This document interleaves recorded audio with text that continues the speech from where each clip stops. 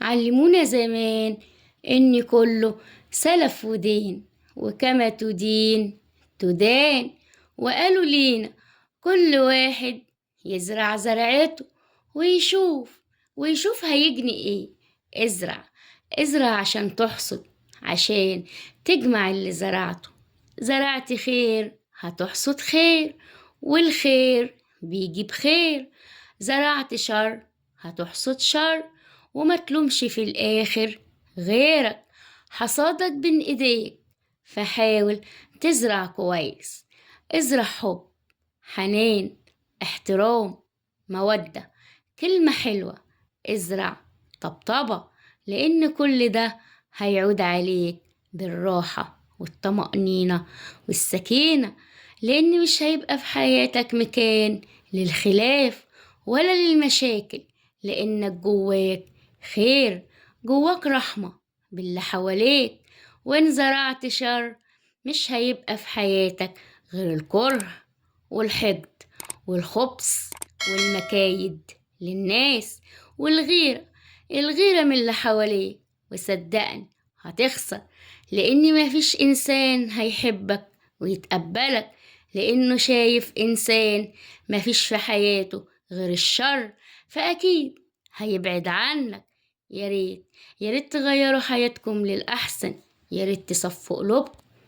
عمر الكره والخصام والمشاكل ما بتكسب، ده بالعكس بتخلق عداوات وفتن ما بينكم.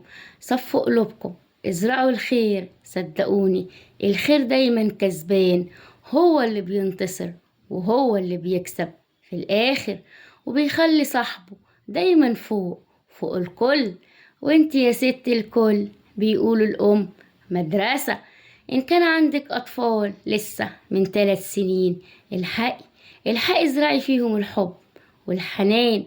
علميهم احترام الكبير والصغير، علميهم إن التكبر غلط، قولي لهم إن التواضع أحلى. علميهم إن الكلمة الطيبة صدقة، علميهم إن الابتسامة الجميلة مفعولها سحر. علميهم يقولوا الحق وإن الكذب لأ. علموهم ما يبقوش أنانيين، علميهم يدوا زي ما هياخدوا. وقولي لهم إن الكلمة القاسية والجرحة لأ، ما تقولوهاش، علشان بتكسر الخاطر. علميهم مساعدة الناس، علميهم وربيهم، عشان انتي أول واحدة هتحصدي كل اللي علمتيه ليهم. فهمتي؟ ازرعي عشان تحصدي خير، عشان لما تكبري يشيلوكي ويحترموكي ويخافوا منك، مش يقلوا منك ويبهدلوكي في كبرك. ربوا أولادكم، ربوا أولادكم يا جماعة. العيال ضايعة وتايهة في الزمن ده، مش عارفين حاجة عن الأصول ولا الاحترام ولا أي شيء في الدنيا غير الموبايلات وبس، هي اللي بتتحكم فيهم. اتكلموا معاهم، ناقشوهم، حوروهم، عرفوهم الحلال والحرام، عشان ربنا يبارك في حياتنا.